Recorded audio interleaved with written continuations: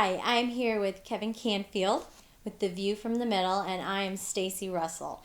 And Kevin is actually my father. And today we are here to talk about a very controversial topic, and we're calling it The Choice No Woman Wants to Make. And Dad, you know this topic is close to my heart. It's because I have 3 children. I'm a mom, and today we're here to talk about abortion. So let's jump right in, and why don't you tell me what is the View from the Middle's stance on this topic? Yeah, I think this is a great topic for the View from the Middle because I think both sides really have it wrong, both the right and the left. The left, for example, if you look at their platform, they believe in abortion on demand, which is anytime, any reason, doesn't matter. You can have an abortion or should be able to have an abortion, and I actually think that's a little irresponsible.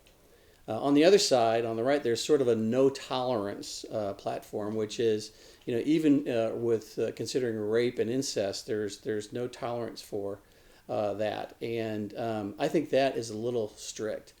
I would have, for example, as a father, and you're my daughter, if you had been raped when you were 15 years old, or Paige, I would have a difficult time with that decision. And so, since that represents such a small portion of abortions, I think there probably needs to be some room on that side. So I think both sides have it wrong.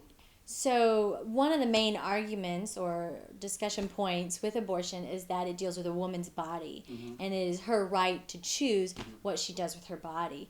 What does the View from the Middle say about that? Yeah, right. Yeah, I mean, women really don't have the right to do whatever they want with their bodies, and neither do men. We regulate ourselves and limit ourselves in a lot of areas through our laws.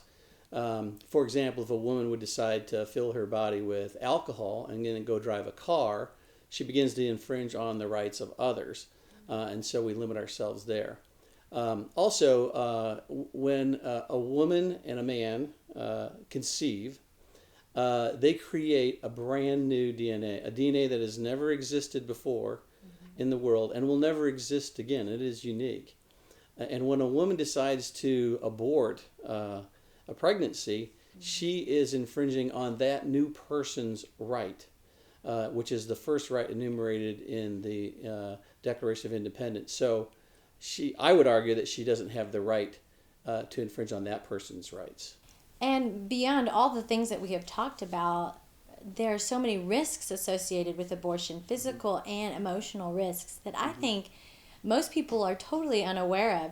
Why don't you tell us about some of those that you've talked about before? Absolutely. So, obviously it's catastrophic for the child. But even for the woman, it is not good. During the surgery, there are risks of, and I'll just read some of these. It reads like, a warning label. Perforation of the uterus, cervical injury, heart attack, heavy bleeding, pelvic infection, and death.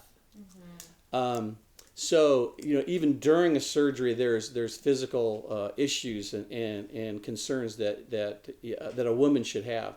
And then even after a successful surgery, there are a lot of emotional problems. A woman, for example, that has an abortion is 6 times more likely to commit suicide than a woman who gives birth.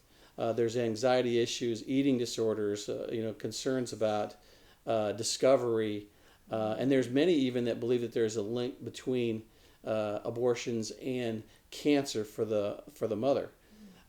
So given all of that, catastrophic for the child, and not good for the mother either. I'd like to know who is making the argument that we should have more of these. We can all agree, I think, that we don't need more abortions, like you've just said. But the big question is, it seems overwhelmingly huge. Where do you start? Well, it's something I learned at P&G. It's Procter & Gamble, where I worked for 37 years. And if you want to increase something like sales or decrease something like expenses, the first thing you do is you look at the big chunks of what it is today. So if you're going to do that with abortion, if you want to reduce the number of abortions, you have to look at Planned Parenthood. Planned Parenthood is the #1 provider of abortions in the United States. Last year they did over 330,000 abortions. and we gave them over $500 million. That's $500 million, over that, to help fund Planned Parenthood. And I'm not saying that we should eliminate Planned Parenthood. I'm saying they should be part of the strategy. We should say to them, we want to have fewer abortions as a country, and you need to be a partner in that. And so we can incent them to reduce the number of abortions they handle by holding that money and saying, you don't get this money if you don't reach these goals, which would be, for example, I would suggest reducing the number of abortions that they commit over at 10% a year for the next 5 years. So that is a really large chunk of the abortions done in our country. Planned Parenthood, that's a good place to start. But another thing we have talked about is the inequity we see in the number of abortions in the Black community. Yeah, and you had some good ideas on looking at that as a way to make some changes. Yeah, and Black leaders are very vocal and righteously indignant about the inequity of the prison population. 38% of, especially in men, but 38% of prison population are Black men, where they represent only 13% of the population, and they should be outraged at that. But when it comes to abortion, the numbers are even worse. 40% of abortions are on Black women, and again, they only represent 13% of the population. But where is the outcry, from our Black leaders? It just doesn't exist.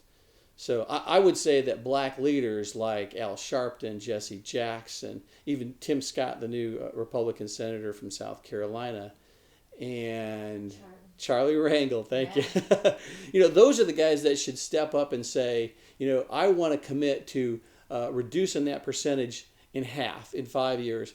And it still would represent an inequity in terms of the percentage of the abortions, but it would save 250,000 Black children in that 5-year period. Okay, so another chunk that we've talked about, a large portion of the abortions in our country every year are these women who are having multiple abortions, and it's staggering and amazing to me, the numbers that you've shared with me. So what's a way to look at that problem? Yeah, 45% of abortions are for women who've already had an abortion, so they're repeats. 45%. And there's 8% are for women who are having their third or higher. It's hard to fathom those numbers, actually. So, if the United States government decided to have a campaign, which would cost them, a few $1 million, so a very small price tag to this, to promote the preciousness of life, and encourage, and maybe even talk about the perils of abortion again. Could we reduce those numbers by 5%? So over that, I'm looking at that 5-year period. If we took those steps that I was talking about, through incentivizing Planned Parenthood, working with Black leaders, and targeting, let's call it, those multiple abortions, you could save 500,000 lives in 5 years and basically cut our current rate in half. We've been saying every life is precious as we talk today, and that makes me think of that movie, It's a Wonderful Life, one that we love. And I ask myself, are we eliminating lives that could have an impact on so many and do so much good for our world? Absolutely. Amen.